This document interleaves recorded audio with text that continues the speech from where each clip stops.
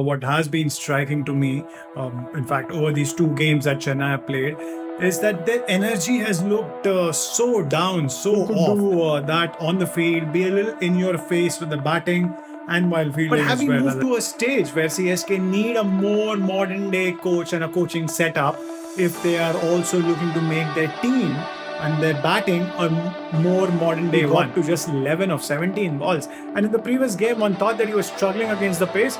Here, you knew that he was trying to gauge how the pitch was playing, was getting used to the pace and bounce, where every other batter struggled to smash them consistently.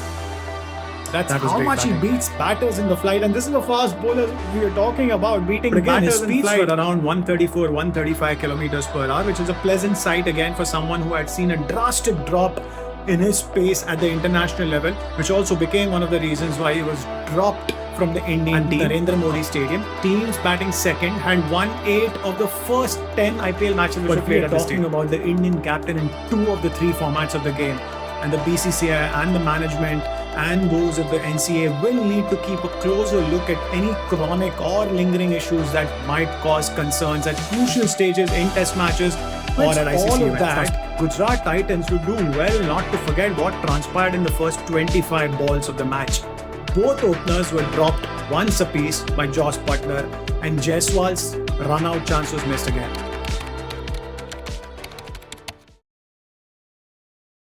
Chennai Super Kings fell to their second successive defeat to kickstart their IPL season, while their opponents, Ricky Ponting coached Punjab Kings, made it 2 wins in 2. Now, in this game, what has been striking to me, in fact, over these 2 games that Chennai have played, is that their energy has looked so down, so off. Now, I know Swallow didn't make a summer and 2 losses obviously didn't make a season of the IPL either. It's very early stage.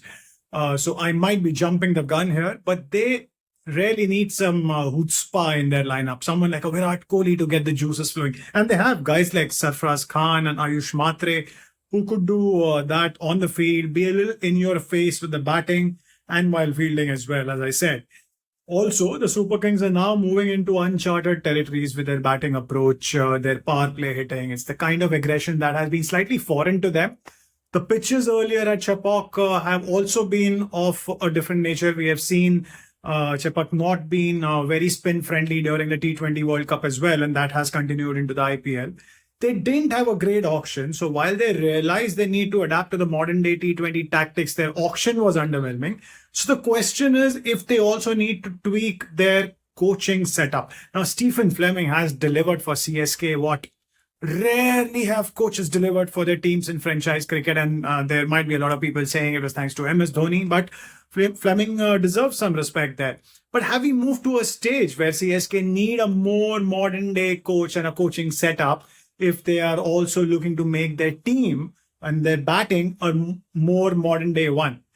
Maybe they just need a Sanju Samson, Ayush Matre and Sarfaraz firing for them together with the bat, and all will be well for them again. And they do have those 3 punching the bowlers along with a very dangerous floater in the form of Shivam Dube who can bat anywhere after the top 3. A batter who so scares opposition spinners that Yuzi Chahal, the best bowler in the Punjab setup, bowled just 3 overs of his quota because Dube was at his crease. And again, there are pros and cons. A lot of people have said that he could have bowled irrespective of who was at the crease. But this is a kind of fear that even India have made full use of in T20 World Cups, Dube's batting. And that is something that CSK can do tactically as well. And in a sense, CSK has the lineup to destroy. The question is, how can they make full use of that potential?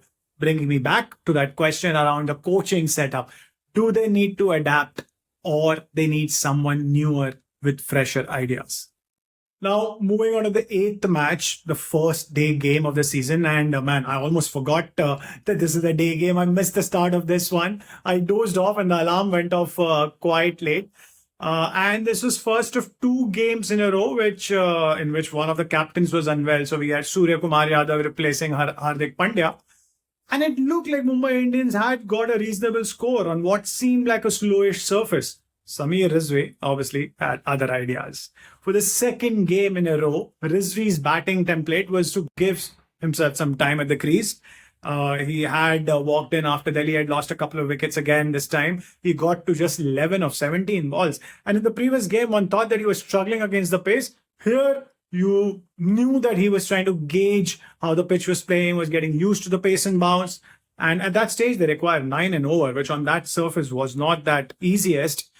And then that whipping 6 over Corbin Bosch. Quite a jaw-dropping shot from an uncapped player, to be honest.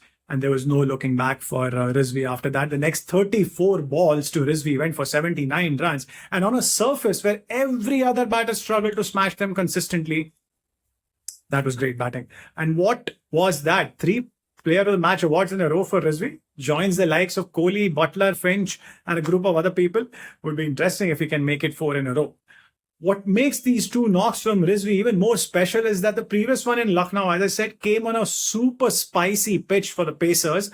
This was on a way slower one where the slow ones, the cutters, were taking hold and making it difficult. This adaptability from Rizvi will take him a long way. To the oft-repeated discussion by now, Lungi Ngidi slower balls and the manner in which it defeats the batters. Now, the sense I'm getting from watching him bowl is, and I obviously did not watch Bishan Singh Bedi bowl during his heyday. I've watched a few clips, but the kind of dip that he gets from his slower balls might make someone like a Bishan Singh Bedi proud. That's how much he beats batters in the flight. And this is the fast bowlers we are talking about, beating batters in flight.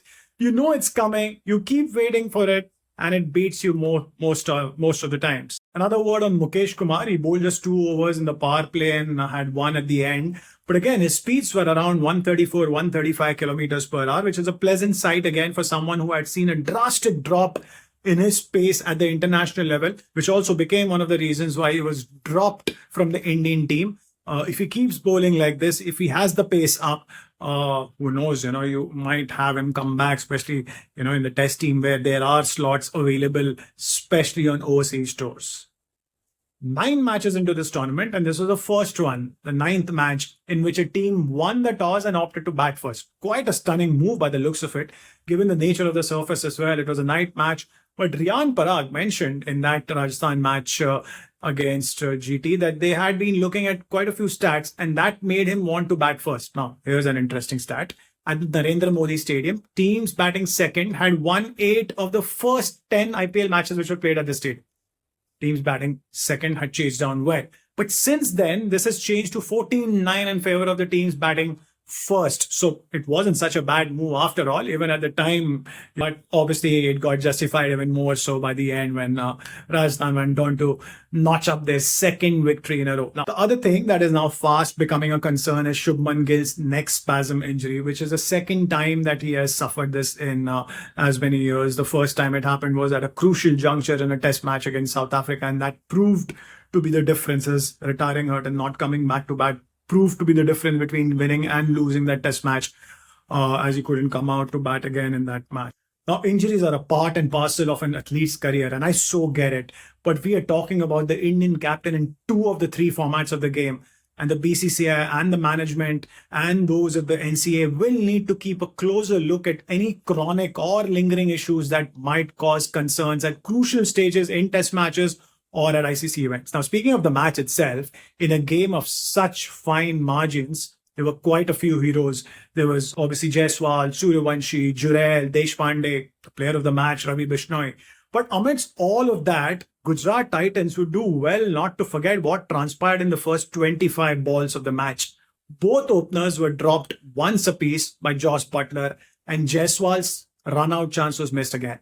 Now, again, all of that happened in the first 25 balls of the encounter, and that to me hurt GT a lot more than anything else, as their opposition raced to 126 for 1 in the 13th over. Now, while his team ended on the losing side, what a terrific bowler Indian cricket might have found in Ashok Sharma. He cranked up to 150 kmph in his very first over, and bowling at 150 is a rarity, but doing so in the very first over is a bigger one. Later sent down a 152 kmph delivery as well. Now, this might be the 90s Indian fan and me who's jumping up and down on the couch, who for years watched some very respectable domestic bowlers like Doda Ganesh, Bhupender Singh Sr., Prashant Vaidya, Iqbal Siddiqui, you name it. They had a great Ranji career, but they failed to trouble international batters. But boy, That was exciting stuff from Ashok Sharma. To me, nothing beats watching an extremely rapid, fast bowler making batters jump and hop and fend and evade to his tunes. Not a Kohli cover drive, not a Tendulkar straight drive, or a Rohit pull. To watch an Indian bowler to do that is this is a family channel, but all I can say is it's such a wonderful feeling. Now, one last point about Gujarat Titans batting, and I know Gill was injured, but the sense I get is that they need someone who can take the bowling by their horns in the top three. Gill is a superb timer of the ball, but I'm talking more of Finn Allen, Abhishek Sharma, Suryavanshi, or even a Rohit Sharma of today's times, or a Josh Butler of the times gone by. If he can get back that mojo, someone who isn't scared of taking down bowling attacks, that's what they need, I think, at the top of the order. A team like Hyderabad has three of them in the top three. Like you have all three, you can do that. I fear that GT have none. Someone needs to change gears for them. That being said, Gujarat's problems did come in the middle overs where they lost a few wickets and were just, they still needed 40 from the final four. They could have easily won it. It was a brilliance of Riyan Parag to give Tushar Deshpande the ball and for Deshpande to then obviously deliver under pressure that stole the win for Rajasthan. So that's 9 matches done in the IPL. Let me know in the comments which team has impressed you the most and which team do you think can turn things around despite a very slow start to them. Bye-bye.